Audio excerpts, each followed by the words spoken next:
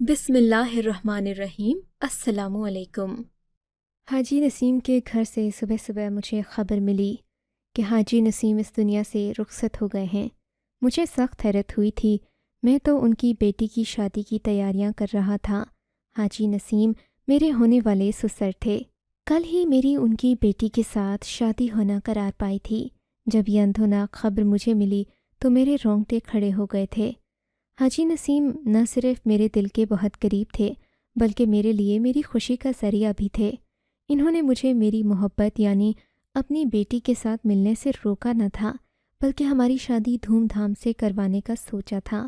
لیکن یہ کیا ہو گیا جو میں نے سوچا بھی نہیں تھا۔ حاجی صاحب کی موت نے مجھے بہت پریشان کر دیا تھا۔ ہمارا نکاح ہو چکا تھا اور اب بارات کے موقع پر اتنی بڑی خبر ملنے سے مجھے یوں لگا جیسے میں 2 گز زمین میں نیچے گڑ گیا ہوں۔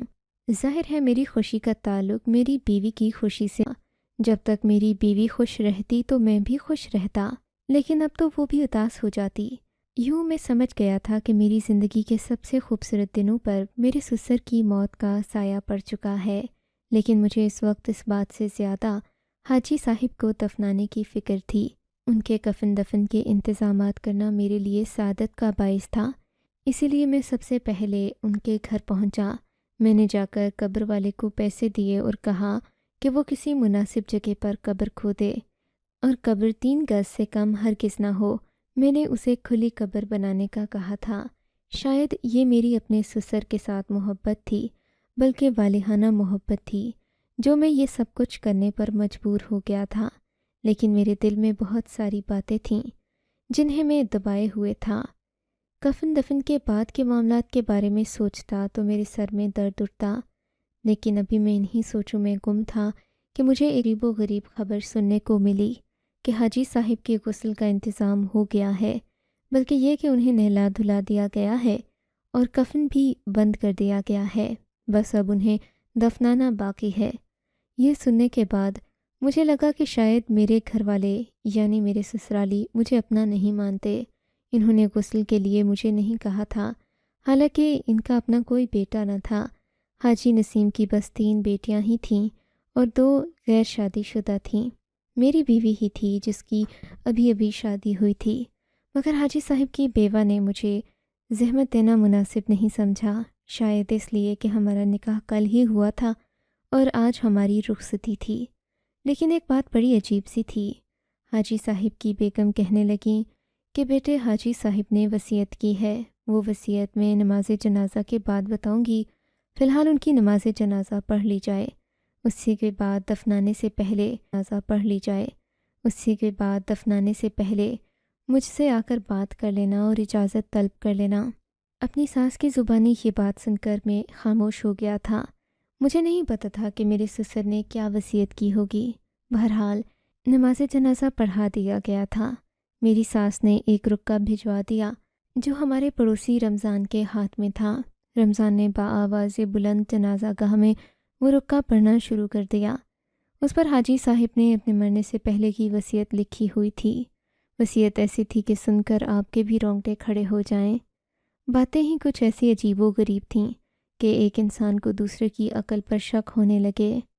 جب میں نے اس وصیت کو سنا تو مجھے اپنے کانوں پر یقین نہیں آیا، کیونکہ حاجی صاحب کی وصیت کے مطابق انہیں قبر میں دفن کرنے کی بجائے نہلا دھلا کر کفن پہنانے کے بعد گھر کی چھت پر ڈال دیا جائے اور ظاہر ہے خلاف شرع بھی تھی، کیونکہ حاجی صاحب تو اسلام کا پرچار کرتے رہتے تھے، مگر آج انہوں نے ایک ایسی بات کر دی تھی جو کہ اسلام کے قریب نہ تھی بلکہ بہت دور تھی اور غیر شرعی بات تھی۔ اور پھر حاجی صاحب کی شخصیت کے مطابق انہیں ایسا مذاق زیب نہیں دیتا تھا۔ مجھے یہ بات عجیب تو لگی تھی، لیکن میں نے سوچ لیا تھا کہ اب میں اس خاندان کے کسی معاملے میں کوئی مداخلت نہیں کروں گا۔ رمضان جب یہ رکعہ سنا کر خاموش ہوا تو پورے مجمع پر ایک سکتہ طاری ہو گیا تھا۔ سب لوگ کہنے لگے کہ یہ تو بڑی عجیب سی بات ہے، لگتا ہے کہ حاجی صاحب کا ذہنی توازن چلتے چلتے خراب ہو گیا تھا، اسی وجہ سے وہ ایسی بات لکھ کر گئے ہیں۔ تبھی رمضان نے چلا کر کہا کہ ایسی کوئی بات نہیں، حاجی صاحب بہت ایمان والے انسان تھے، وہ تو ایسا کرنے کے بارے میں سوچ بھی نہیں سکتے۔ آپ لوگوں کو کوئی غلط فہمی ہوئی ہے۔ میں حاجی صاحب کو دل و جان سے جانتا اور چاہتا ہوں۔ حاجی صاحب نے جو بھی لکھا ہے وہ بالکل ٹھیک لکھا ہے۔ آپ کو اس کی عزت اور اہمیت کی قدر ہونی چاہیے۔ حاجی صاحب برے انسان نہ تھے۔ رمضان تو جذباتی ہو گیا، حاجی صاحب کے نیک کارنامے گنوانے لگا تو لوگ بھی جذباتی ہو گئے۔ سب کا خیال تھا کہ اس وصیت پر آخر عمل ہو جانا چاہیے، کیونکہ حاجی صاحب نے یہ ہوش و حواس میں ہی لکھا تھا۔ ان کے گھر والوں نے بھی اس وصیت کی تصدیق کی تھی۔ اب ظاہر ہے ہم یہ تو نہیں کہہ سکتے تھے کہ حاجی صاحب کی اس بات کو مکمل طور پر رد کر دیا جائے، کیونکہ حاجی صاحب نہ صرف یہ کہ بہت ہی پختہ ایمان کے انسان تھے بلکہ وہ لوگوں کی مدد بھی کرتے تھے۔ مگر رمضان اس معاملے میں بڑھ چڑھ کر حصہ لے رہا تھا۔ مجھے اس کی یہ بات پسند نہیں آ رہی تھی، لیکن میں خاموش تھا کہ کہیں حاجی صاحب کے گھر والوں کو یہ بات بری نہ لگ جائے۔ چپ چاپ اسی طرح کافی دیر گزر گئی۔ لوگ آپس میں صلاح مشورہ کرنے لگے کہ کیا کیا جائے، کیا نہ کیا جائے۔ کسی نے مشورہ کیا کہ مسجد کے مفتی صاحب سے مشورہ کر لیں تاکہ ہمیں شرعی احکامات کا پتہ ہو، مگر یہ بات حاجی صاحب کی بیوہ یعنی میری ساس کو پتہ چلنا تھی تو وہ روتی ہوئی گھر سے نکل آئیں۔ جنازہ گاہ میں لوگوں سے کہا کہ تم لوگوں کو شرم آنی چاہیے، میرے شوہر کے بارے میں ایسی باتیں کرتے ہو کہ اس کا ذہنی توازن خراب تھا۔ وہ تو بہت ہی اچھا اور نیک انسان تھا، اس نے کبھی مجھے دکھ نہیں دیا۔ تم لوگ ایسی باتیں کر کے الٹا میرے لیے مصیبت کھڑی کر رہے ہو۔ بہتر ہوگا کہ جیسا میرے شوہر نے کہا ہے اس کی وصیت پر ویسا ہی عمل کیا جائے۔ میں اپنے شوہر کی کسی بھی وصیت کی بے حرمتی نہیں ہونے دوں گی۔ وہ میرا شوہر ہے، اس کے بچے اس کے وارث ہیں۔ تم لوگوں کو تو کوئی حق نہیں پہنچتا کہ تم لوگ میرے شوہر کی خواہش کو رد کرو۔ ان کی اس بات نے سب کو جذباتی کر دیا تھا۔ خیر یہ بات تو بڑی عجیب سی تھی، مگر اب لوگوں نے اپنا ذہن بنا لیا تھا کہ وہ حاجی صاحب کی اس وصیت پر عمل کریں گے۔ میرے اس سب کے خلاف ہونے سے کوئی فرق نہیں پڑتا تھا، کیونکہ میں تو اس گھر کا نیا داماد تھا۔ مجھے یہ لوگ ابھی ٹھیک سے جانتے بھی نہیں تھے، کیونکہ ہم لوگوں کے گھروں میں آنا جانا نہیں تھا۔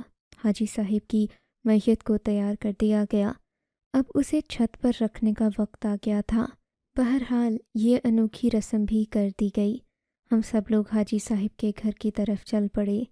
میری بیوی بھی حیران تھی کہ یہ سب کیا ہو رہا ہے، جبکہ یہ سب کرنے کی تو کوئی وجہ نہیں بنتی۔ تب میری ساس نے ڈانٹ کر اسے چپ کروایا اور کہنے لگیں، تجھے شرم نہیں آتی باپ کے بارے میں ایسی باتیں کرتے ہوئے؟ ارے تیرا باپ بہت نیک تھا، اس نے اپنی وصیت میں یہ لکھا ہے کہ وہ چاہتا ہے دفن پر اٹھا لیں، اسی لیے وہ اپنی میت کو زمین میں دفن ہونے کی بجائے چھت پر رکھنا پسند کرتا ہے۔ تمہیں کیا پتہ تمہارا باپ تمہارے رب سے کتنا قریب تھا؟ بس اس کا اللہ پر بھروسہ تھا، وہ قبر میں نہیں دفن ہونا چاہتا، تو اس میں تمہیں کیا مسئلہ ہے؟ تمہارے باپ کی قبر، اس کی مرضی۔ میں اپنی ساس کی باتیں سن کر حیران تھا۔ کوئی بھی عورت اپنے شوہر کے مرنے پر ایسی باتیں نہیں کرتی، مگر اس لمحے مجھے اپنی ساس بہت شفاق اور بے رحم لگی تھی، لیکن ان کی باتیں اور اثر رسوخ کی وجہ سے بالآخر اس معاملے پر بھی مٹی پڑ گئی تھی۔ اب سب لوگوں نے ایک چارپائی پر حاجی صاحب کو ڈالا اور چارپائی چھت پر رکھنے چل پڑے۔ جب سب لوگ میت لے کر چھت پر جانے لگے تو ایک مسئلہ ہو گیا۔ میت کو چارپائی سمیت چھت کے تنگ دروازے سے گزارنا مشکل تھا۔ کافی کوشش کی گئی مگر میت چھت کے دروازے سے نہ گزر سکی۔ اب پیش آ گئی تھی، مگر حاجی صاحب کی بیگم نے اپنے شوہر کی وصیت پر پورا عمل کرنے کی ٹھان لی تھی۔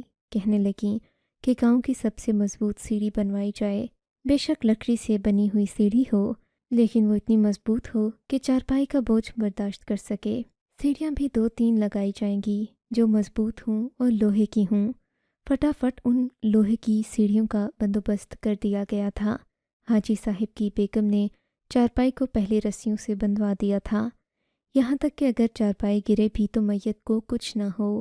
یوں سیڑھیوں سمیت چارپائی کو اٹھا کر چھت کے اوپر ڈال دیا گیا تھا۔ چھت کھلا تھا اور اس کھلے چھت پر سے سارے گاؤں کو وہ میت نظر آنا تھی، کیونکہ گاؤں کے گھروں کی چھتیں ایسی ہوتی ہیں کہ آس پاس سے لوگ بھی دیکھ سکتے ہیں۔ उन दिनों मौसम भी काफ़ी गर्म था। मुझे तो हाजी साहब की रूह पर तरस आने लगा कि इस गर्म मौसम में उन्होंने छत पर अपनी मैयत डालने की फरमाइश कर दी। अगर ऐसा न किया होता तो इस वक्त कब्र की मिट्टी में सो रहे होते। मेरा दिल उनसे खफा भी था कि अपनी बेटी की रुखसती से पहले ही उन्हें जाना था। मगर इतने में मेरी सास ने मुझे अपने घर बुला लिया। कहने लगी, मुझे तुमसे कोई ज़रूरी बात करनी है। मैं जब उनके घर गया तो मुझसे अकेले कमरे में जाकर बात करने की ख्वाहिशमंद थीं, जहाँ उनकी बेटी भी ना हो। मेरा दिल ज़ोर ज़ोर से धड़कने लगा। मैं जानता था वो यही कहेंगी कि अब रुखसती को थोड़ी देर के लिए मनसूख करना पड़ेगा। हाजी साहब के सोग या फिर 40वें के बाद ही रुखसती होगी। मगर इन्होंने मुझे ये कहकर हैरान कर दिया कि सोग मनाने की कोई ज़रूरत नहीं है। मैं बेवा हुई हूँ, अपनी बेटी की खुशियों को छीनना नहीं चाहती।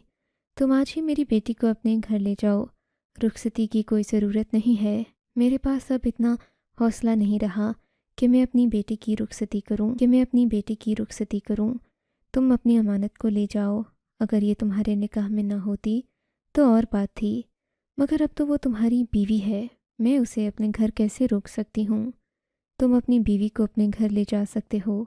इस बात ने मुझे खुश भी किया था और हैरान भी। मेरी सास को अपने शौहर का या तो गम नहीं था या तो फिर वो हमारे रास्ते में नहीं आना चाहती थीं।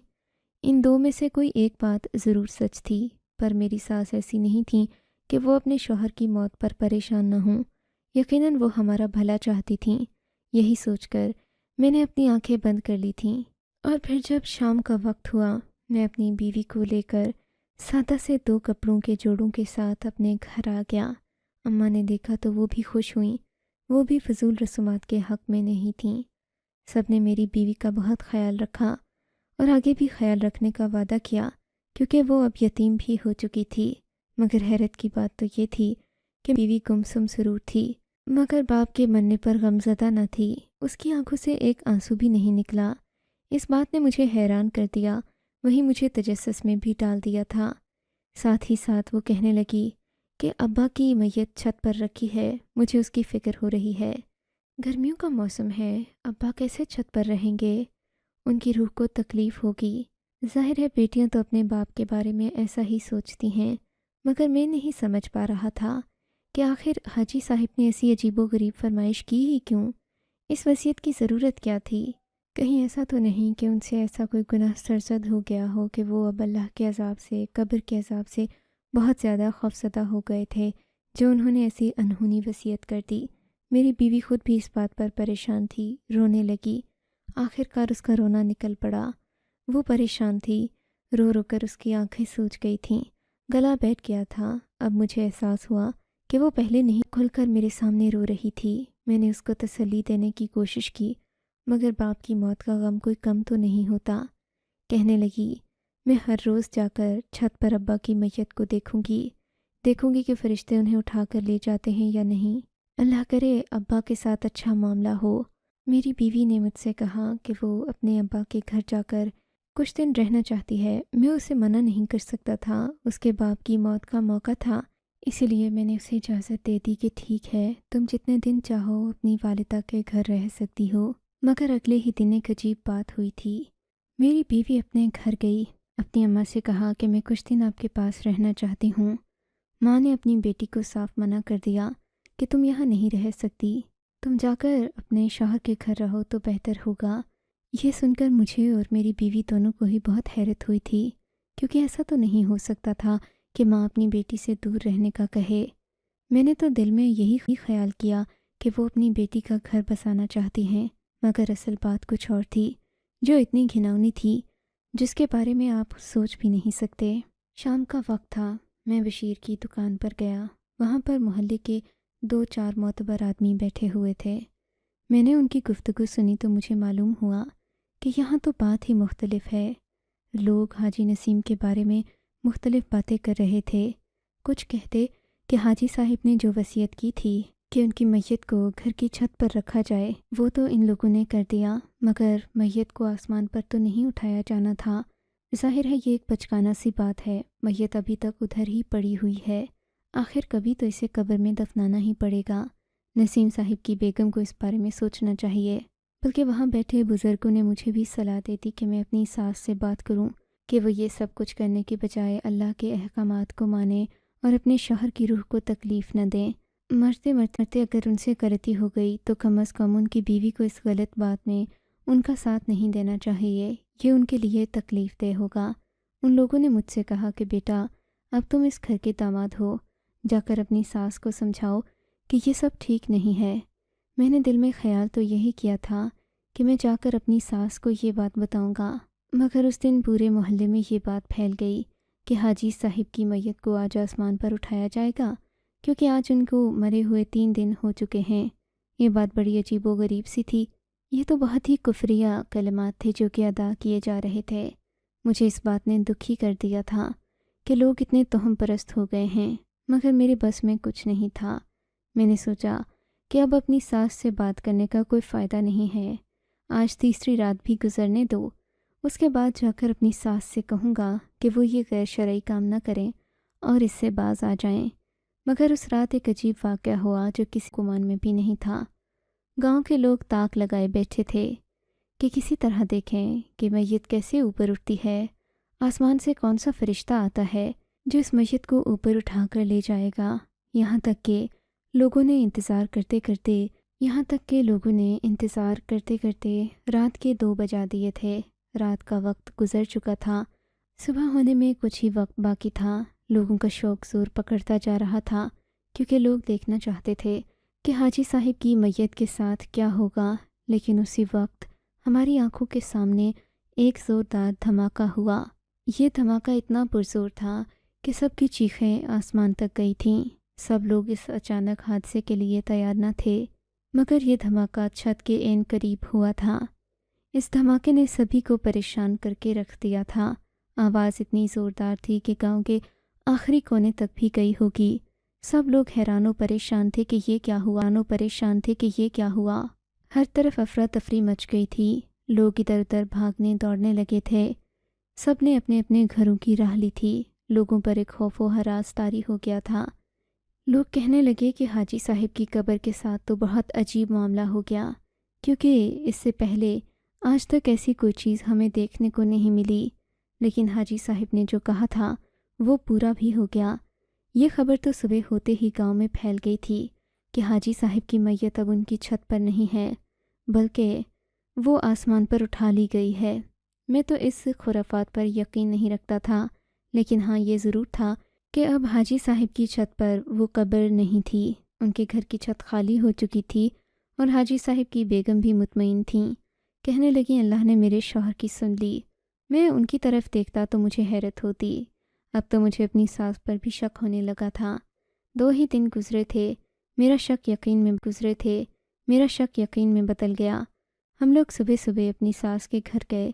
میری بیوی اپنی ماں سے ملنا چاہتی تھی، تبھی ایک بڑے سے تالے نے دروازے پر ہمارا استقبال کیا۔ گھر کا دروازہ بند ہو چکا تھا، اس پر تالا لگ چکا تھا۔ میری بیوی کے بہن بھائی اور اس کی والدہ یہاں سے جا چکے تھے۔ میں نے اسے حیرت سے دیکھا اور پوچھا کہ یہ لوگ تمہیں بتائے بغیر کہاں گئے؟